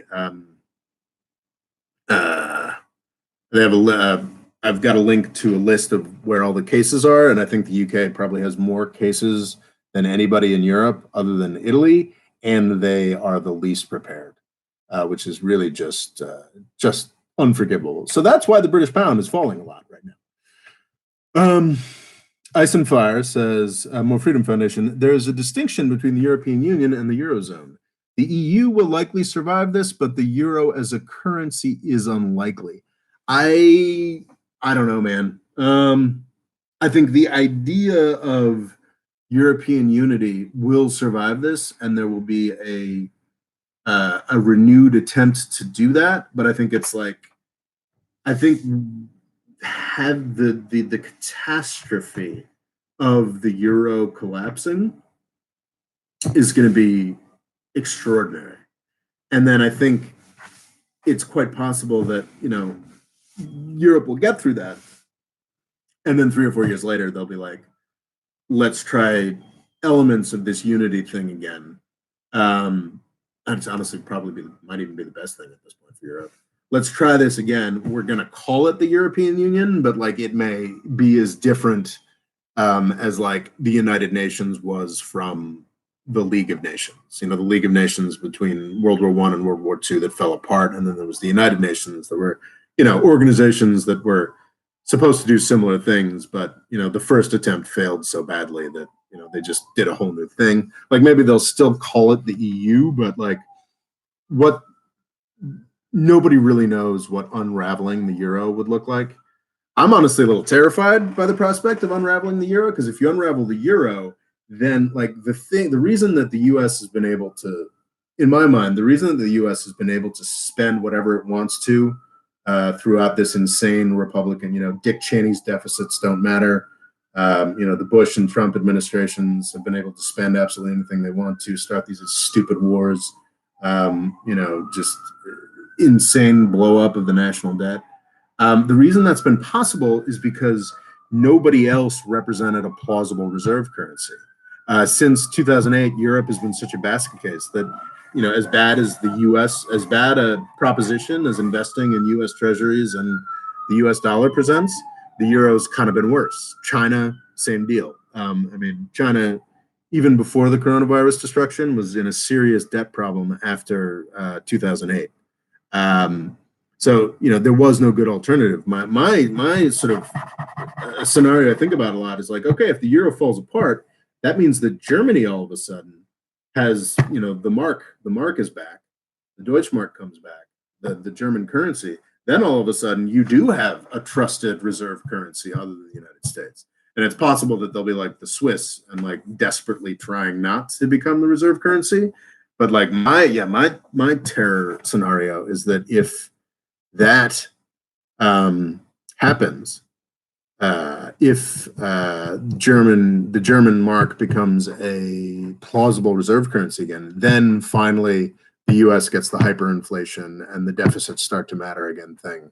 And that's kind of terrifying. I'm sorry. So I might have gone off a bit of a tangent there. But yeah, there's a distinction between the EU and the Eurozone, but I'm not sure how important that distinction is, I guess, is my question. Clorox Bleach asks, is this your only job? Yes, it is, in fact, my only job. This is what I've been doing full time. I was able to do that because I lived in Istanbul, Turkey, for a while, which is very cheap. And then I came back to the United States, and despite the fact that I am a 40-year-old with multiple degrees, I have 4 20-something roommates and live in a not exactly luxurious garret apartment. And also, this is an aspect that you will be hearing a lot more about. But I'll give you guys a bit of a preview. I was able, because I am, people say I look younger, but I'm 40 years old and I've had a number of careers, and throughout my 20s I saved up a lot of money. I've already run through all the money that I saved from my corporate law career, but I had a lot of money socked away, and over the past 4 years, that money that was socked away in stock investments did very, very well. As thrilling as it is to see the Trump bump disappear, my investments have gone down by a third, and it's time. It's probably time for me to start reevaluating. So there will be a fundraising push coming up pretty soon. If you'd like to get out ahead of that, you can go to my YouTube channel and click on the Patreon thing and see about contributing to helping keeping this channel alive. But yeah, this is my only job. This is what I do. I read history all day and I read the news all day and do this. It's been an extraordinary blessing to be able to do this. It is not quite viable yet. I would like to make it viable through jacking up the Patreon stuff. You will hear a lot more about that in the coming time. So yeah. Nathan Ruffing asks, Euro currency going to collapse? Man, I don't definitely don't take investment advice from me, man. I don't know. That's something I'm worried about. I think that's a possibility. Yeah, I mean, there is a possibility the euro currency is going to collapse, or it's going to be, I don't even know. I'm sure somebody out there has talked about how the euro would be unwound. And I could be wrong. The EU has proved to be, and the euro area have proved to be more durable than I've expected on multiple occasions. I could be totally wrong about this. Maybe it's going to work out well. Been seeing a lot of people writing about how Italy feels very abandoned by the EU, how China is stepping up more than the EU is to aid to Italy, the hardest hit country by this virus. I don't know. I mean, I don't know how true that is. We'll see. Oh, by the way, investment advice I'm perfectly happy to give is yeah, if you're invested in a oil and gas company still at this point, you shouldn't be. I mean, utilities, yeah, but yeah. Anyway, no, I'd never come to me for investment advice. Just use my information as a building a broader sense of the world. Questions. Local Cool Extreme. Why do the American people like Biden more than Hillary when he shares her weaknesses to a greater degree? He's not a woman. I think there's a lot of people get sick of hearing people whine about misogyny, but that is a key part of why Hillary Clinton is so hated in this country. She was also really bad at everything she did. That's a key part of it. But there's a lot of sexism. There's a lot of misogyny. And I think a lot of the reasons why she felt compelled to make such horrifically bad decisions in foreign policy. I haven't done a detailed analysis of her time as a U.S. senator. Maybe there's positives and negatives to be, talked about there. I have spent some time as looking at her tenure as Secretary of State, and I think it was really just extraordinarily bad. The shooting war in Europe, the first one since the 90s, started up a little after she left, but it was started by U.S. government folks who she put in place. The Syria nightmare, the Libya nightmare. At her highest profile job, she was horrible at it. Anyway, sorry, no, I didn't want to get on a bitching about Hillary thing. Biden doesn't have that kind of Hillary Clinton, because of the initial setting of Hillary Clinton's reputation was completely unfair and was related to misogyny, to hating her for who she was. She was a first lady of the United States between 1992 and 2000. I mean, we're talking about coming up on 20 to 30 years ago now. And she was really hated because she was the first lady who was wasn't content to be like, I'm going to open the flower garden. She was actually like, I am a professional and I should be respected, and I can contribute to my husband's administration. We have always been partners. I think that was very much a fantastic thing for her to do. You can debate about how things went, but like that was an appropriate thing to her to do. However, she became a really hated figure in U.S. politics and culture.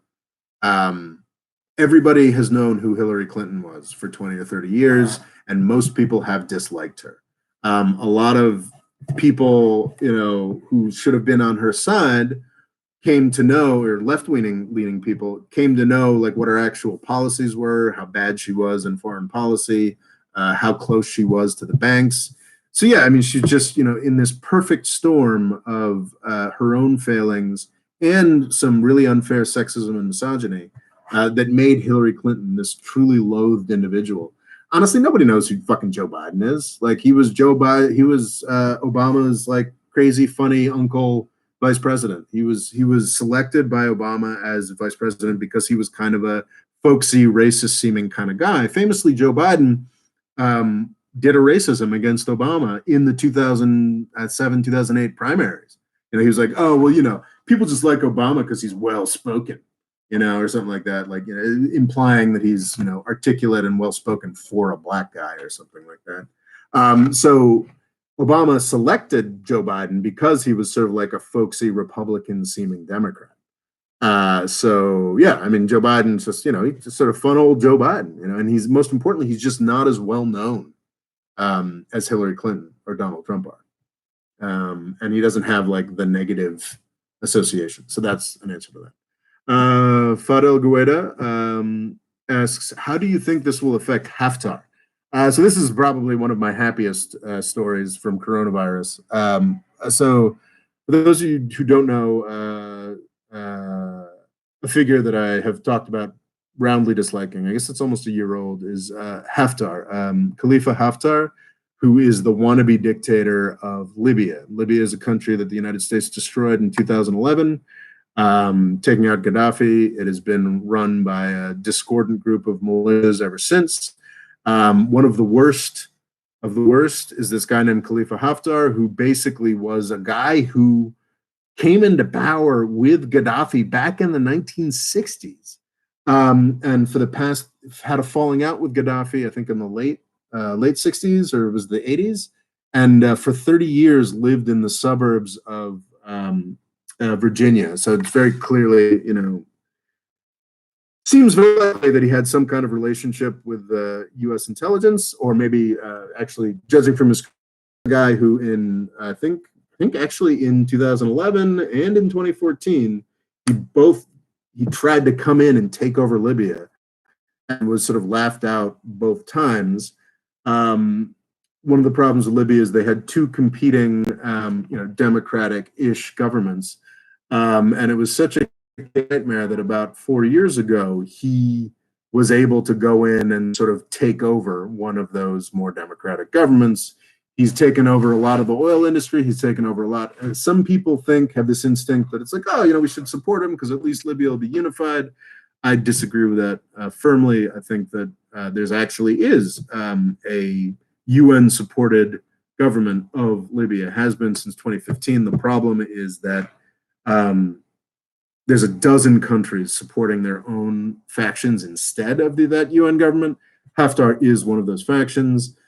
He in April of 2019, he invaded the territory that was still controlled by that government, which looks very small on the map, but as is often the case with these Middle Eastern countries with a lot of deserts, it's also where the majority of the population lives.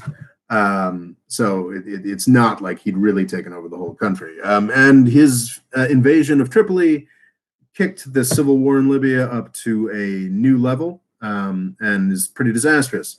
Finally, in I guess a month or two ago, the entire international community got together to be like, "Yo, Haftar, knock it the fuck off," including a lot of his, including countries like France and Russia that had supported him. France, Russia, Egypt, the UAE, Saudi Arabia. Those are Haftar supporters, and Donald Trump.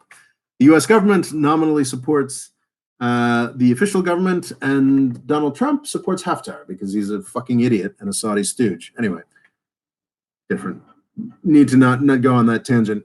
So one of the great things was the whole world got together, including Haftar supporters, was like, dude, knock it off, pull back from Tripoli, start negotiating with the government needs to happen. And he was like, you know what? Fine, fuck you guys. I'm cutting off Libya's oil supply. And he stopped exporting Libya. Stopped all export of oil from Libya. Now, if that had happened in 1975, 1985, 1995, 2005, maybe even in 2015, actually probably not in 2015, but if that had happened in 2013, Libya cut, just taking off 1.5 million barrels of oil off the market. If that had happened back then the impact would have been really, really heavy on world markets. Prices would have spiked, but he did this move just as people were waking up to the fact that coronavirus was going to cut down demand. So yeah, he cut off Libya's oil production, and then the price fell dramatically. So that was very satisfying for me. So Haftar, I don't know, man. Libya is such a small country. It's really hard for anybody to even pay attention to Libya right now. But I think he's failed on a lot of levels, and he's creating incredible suffering in Libya. I don't even know, honestly, if he's continued that oil embargo or not. Fabian Salatkowicz asks, who do you think was the best Roman general? Belisarius, Julius Caesar, Sulla, Pompey, or Scipio Africanus? I think probably, obviously, Belisarius. So all those other guys, Sulla, actually all of those guys, Julius Caesar, Sulla, Pompey, and Scipio Africanus, maybe not Scipio Africanus, but like those generals, those Roman generals were extraordinarily powerful and created the massive Roman Empire, but they did that when Rome was on an upswing. I mean, Julius Caesar, Sulla, and Pompey, those are all from, those guys, I want to say that those guys are from all within 100 or maybe even 50 years of each other. I mean, Pompey and Caesar were contemporaries. Pompey was a lot older. Pompey was either wasn't he a direct protege of either Sulla or Marius? I can't recall. But anyway, those are, Scipio Africanus is maybe a century or two earlier. But those folks, all four of those, were from a point where Rome was on the upswing. Rome had solved a bunch of problems that nobody else around them had solved, and sort of figured out the logistics and the organization of a military. They were coming from a different century, crushing everything. So that's, it's impressive, and they've become names that we still know 2,000 years later because of that. But what Belisarius did was much different. Belisarius was a general at the end, when Rome was falling apart, when everybody they were fighting, from the Germans to the Persians, had the same technologies, knew how Rome worked and did its fighting. And Belisarius, after, in the 500s, after the fall of the Western Empire in the 400s, after Rome had fallen apart, Belisarius, under Justinian, and if Belisarius had just been trusted a little more by Justinian, he might have actually been able to do it. Managed to retake Northern Africa, managed to retake Italy, because at that point, Justinian and Belisarius were based in Constantinople and Istanbul. Belisarius is definitely the best Roman general, just under his own accomplishments. It's extraordinary. Okay. Sebastian H. asks, what brand is your shampoo? Head and Shoulders. Yeah, that's 2-in-1. Very exciting. All right. Let's see. Question. Ivan Lozana says on Haftar, he will have to get a new job. Let's see. Do we have any more questions? We've got another 20 minutes or so to go. Skylux asks, MFF, if MBS suddenly dies, does the kingdom still have the structure necessary to agree on who to replace him, or would all go to chaos? Yes, the kingdom absolutely has the structure necessary to agree on who to replace him, because MBS has yet to murder all the people who were going to succeed anyway. The guy who was just arrested last week, MBN, was actually the crown prince for a while before MBS was elevated to crown prince. Like I think was it between 2015 and like 2017 or so, MBN was the next in line, and MBS was the deputy crown prince, the next in line. So yeah, I mean, there's a whole hierarchy of folks who believe they should be in power. Important to remember, I mean, MBS is not technically the king of Saudi Arabia yet. There's a lot of speculation about whether in the coming months or weeks he's going to become that guy. That's a possibility for sure. But we don't know. It's not. But I don't think it's going to fall into chaos automatically. I think what's going to happen with Saudi Arabia, the trajectory is going to be eventually the Saudi elites will. I think they're already probably sick enough of him, but they'll be sick enough of him to also bring together the resources they need to unseat him. Then we'll get a reassertion of the gerontocracy, just the rule by old Saudi kings that we've had for the past since the 60s, really. That'll be reasserted. It will fail over 3 or 4 years, and then the whole Saudi royal family regime will be gone by 2030. I think actually the post-MBS thing won't look like chaos. It'll look like a reassertion of the old system. But the problem is that the old system was already failing. That's why MBS was allowed to assert himself to the degree that he has. I just don't. It's not going to be great. But no, post MBS, there's stuff to do. S. Mutib asks, what do you think of Bashar, presumably Bashar Assad, and Khalifa Haftar getting close? I was not aware that Bashar Assad of Syria and Khalifa Haftar in Libya are getting close, but that's not particularly surprising because both of them are clients of the Russians. I don't really have many thoughts about that. Okay, to the Russian general. Clorox Bleach asks, why did you leave Istanbul? I regret it every day. No, I left Istanbul because I didn't want to be an expat forever. I loved Istanbul. I would have totally, honestly, if I were dating a saner girl in Istanbul at that time, I probably would have stayed and probably would have still been there today. It's a great town. Love it. But also, I'd sort of been there for 5 years. I had a lot of friends who were just sort of stuck in Istanbul forever. And I didn't really have the roots that,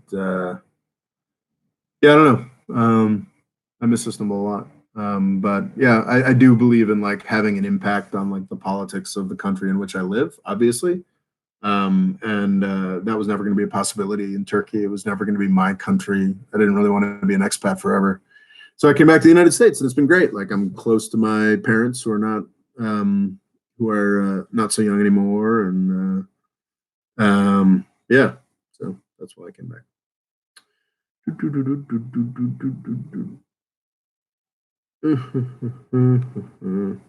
All right. That's interesting. I used to read a blog about a lady that went to live in Istanbul from Minnesota. I recently revisited that blog, and one of her posts mentioned meeting an American named Rob, who was a lawyer of sorts. That could have been me. Who knows? Now, I don't recall meeting someone named Susan Narayan, but I met a lot of people in Istanbul. I was pretty social. Brando Commando asks, which country hosts the heir to the Roman Empire? Is it Spain, Russia, Turkey, Greece, France? I don't really think anybody does, honestly. I think that, as I've talked a lot in this book that I wrote called Avoiding the British Empire, I've talked a lot about, which you should buy on Amazon. It's available now. I've talked a lot about how I believe both the British and the American empires are on a much larger scale and much more impressive than the Roman Empire ever was. So yeah, I would say the United States, if you're talking about like empire as hegemon, then yeah, obviously the United States is the current incarnation of the Roman Empire. But I think that comparisons to that are sort of are not very valuable. The world is just too different post-industrialization. Local Cooler Stream asks, Malaysia is now the Southeast Asian country with the most coronavirus cases. Yikes. But we're also the ASEAN country that has done the most testing. Should I be worried? What's the ASEAN country that has done the most testing? Is South Korea in ASEAN? Like, it's a ASEAN, I don't know how you pronounce that. ASEAN. Not that I really know how to pronounce Malaysia. Is it Malaysia? Anyway. Well, so the key thing is that if you're doing a lot of testing, the fact that you have more coronavirus cases than a country that isn't doing any testing should not bother you. Like you want, over the next week, the United States is going to.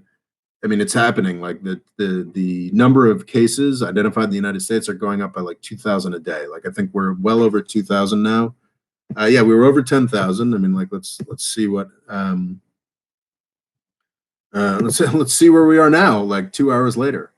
Yeah, we were at 10,000 when I started this 2 hours ago, and now the U.S. is at 11,000 cases. So we're going up really, really quickly, and we're going to continue going up really, really quickly.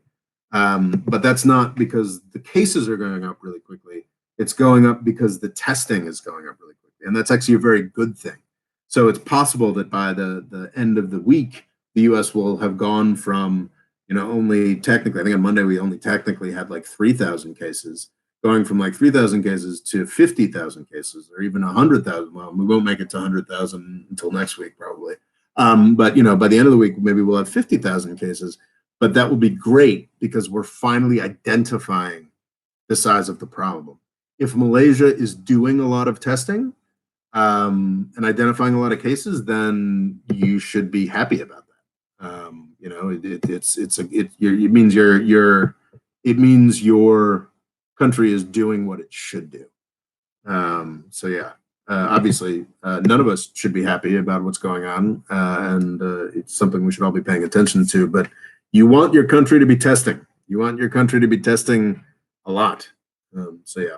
Again, I'm not a medical professional. I'm happy to speak to the economic and political ramifications of this stuff. I'm very eager to figure out the economic and political ramifications of this stuff. But yeah, I am not a medical expert. But my understanding is that testing. Jasmine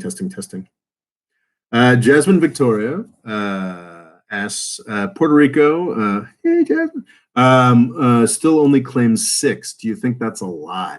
I don't think that's a lie. I don't know, honestly. Well, the question, again, we talk about, as I just said with the testing, the question is how much testing is Puerto Rico doing? And I think that should be for anybody in any country or any jurisdiction. People should be asking what is their jurisdiction doing as far as testing? Like, is it comprehensive enough? I mean, Puerto Rico. My sister lives in Puerto Rico. Jasmine's a friend of mine and a friend of my sister's. And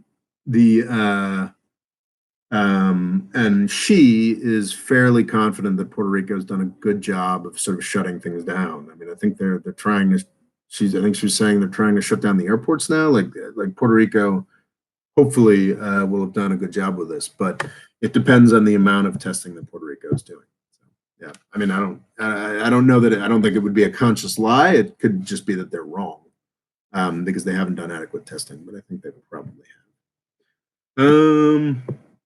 I mean, I don't know. Questions?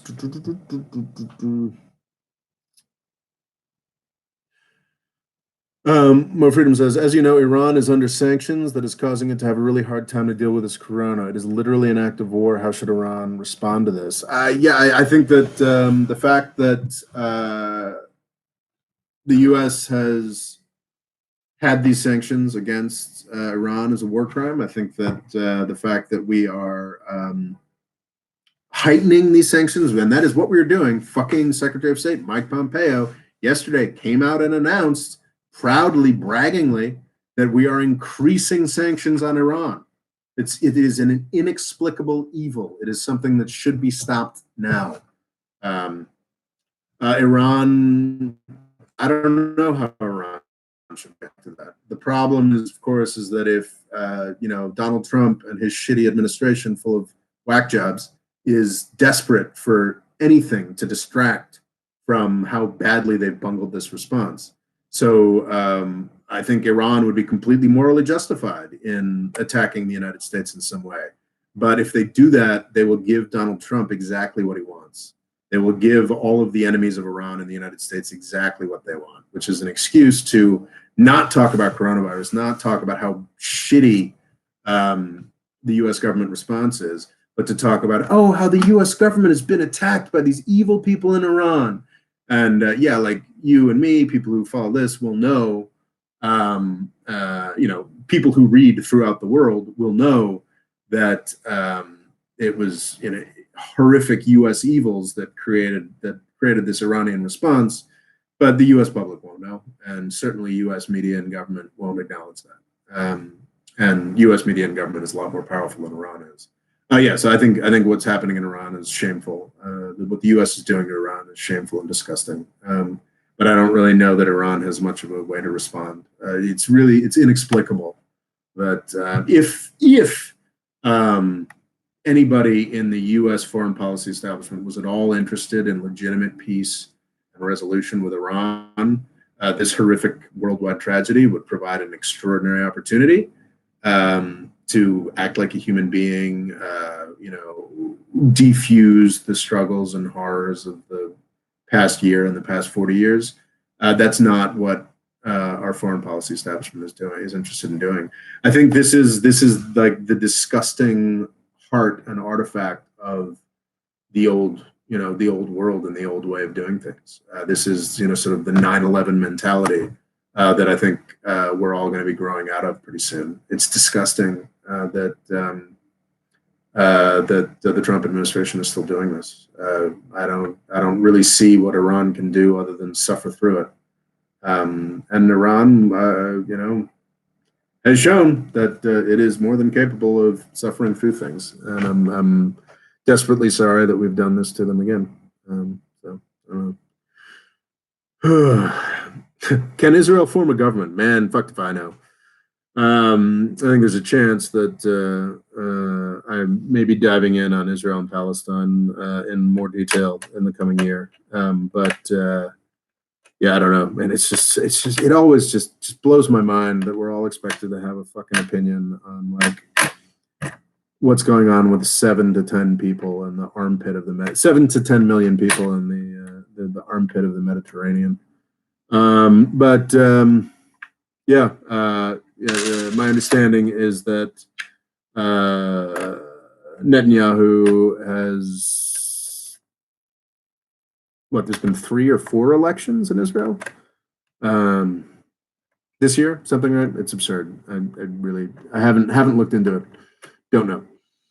Fadel Goeta asks, how will this affect African economic growth? It's going to be bad. It's going to be bad for everybody. Bad.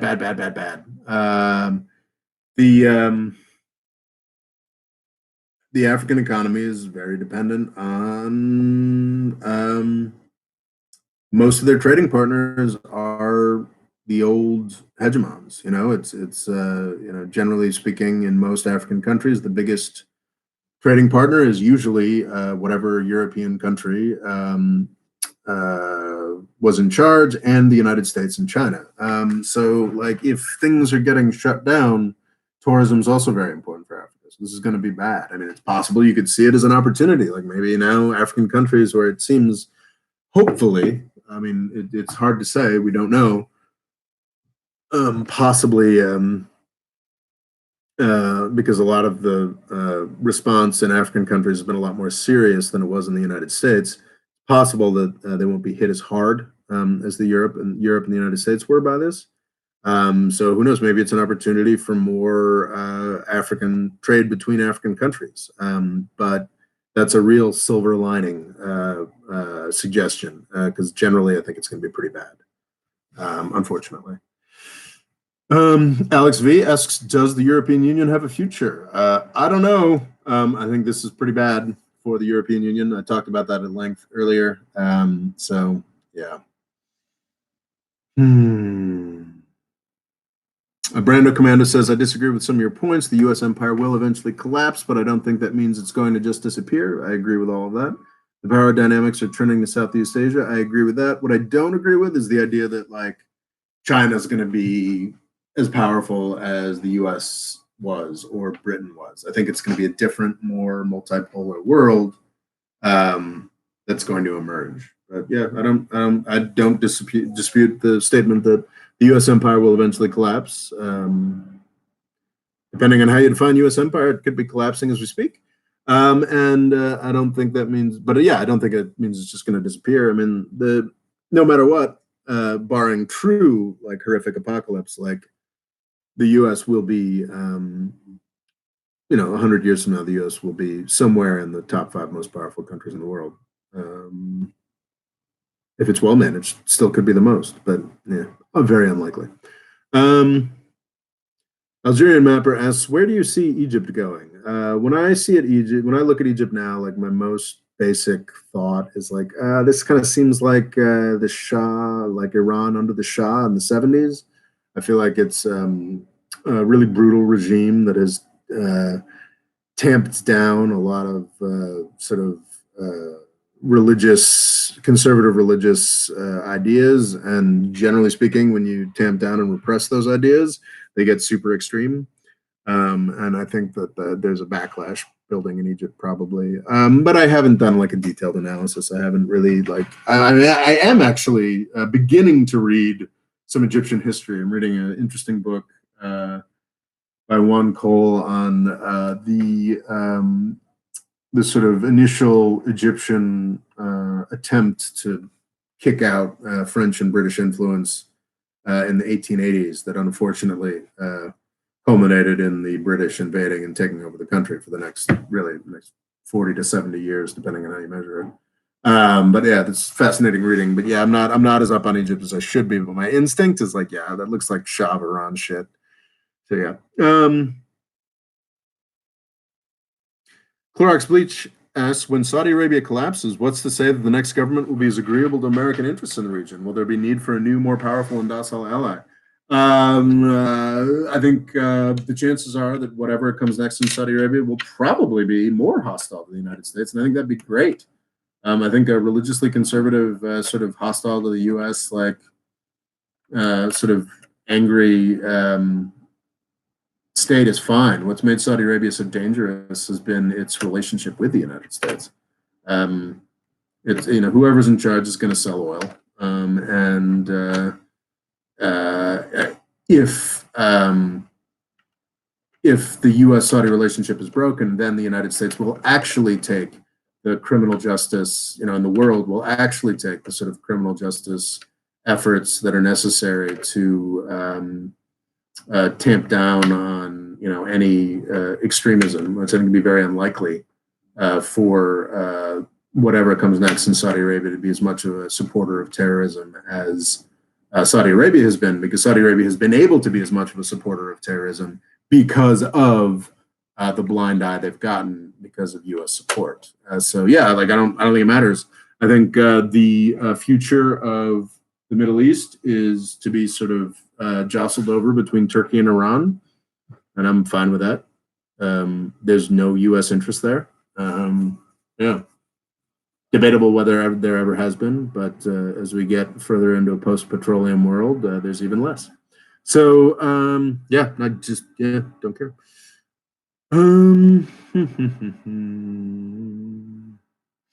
Okay.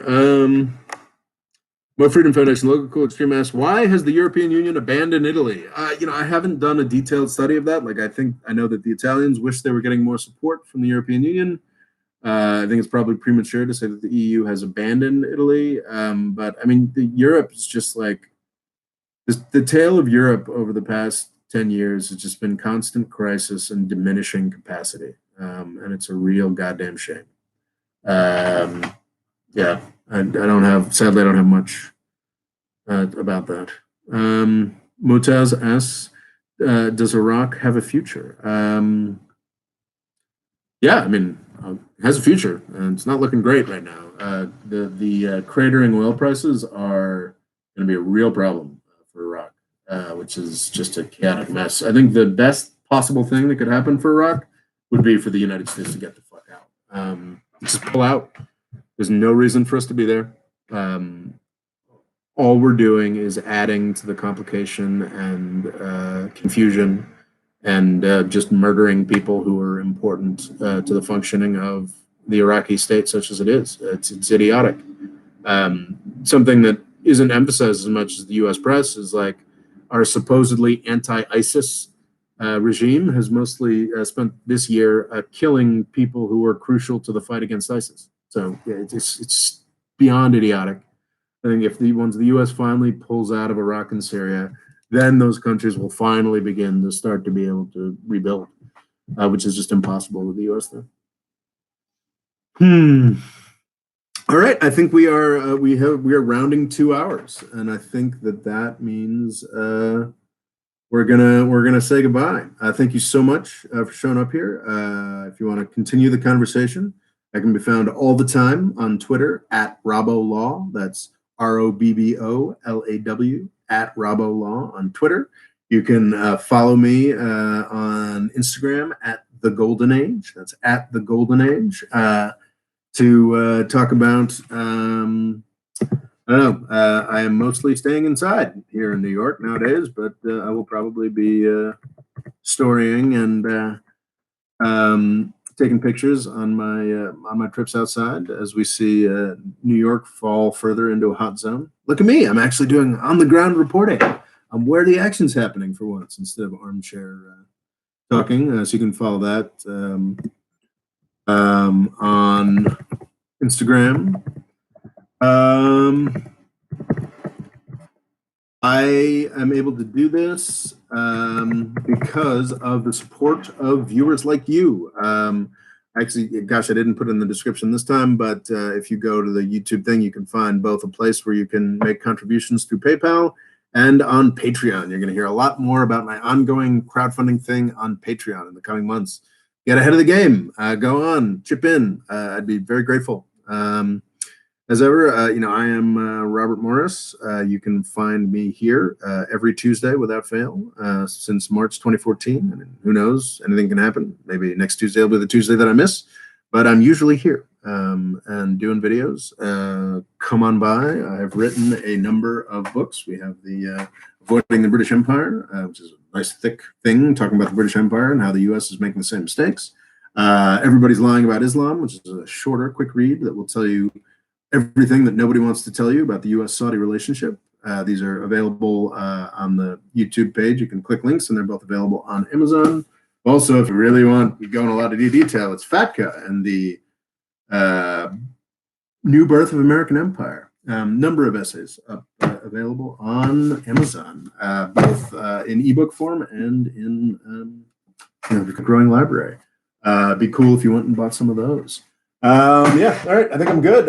Thanks again to Loga Cool Extreme for doing an amazing job. Moderating this stuff, and thanks to all of you for showing up and participating. This is it's keeping me sane. This is the social interaction I'm getting today. So yeah, thanks so much.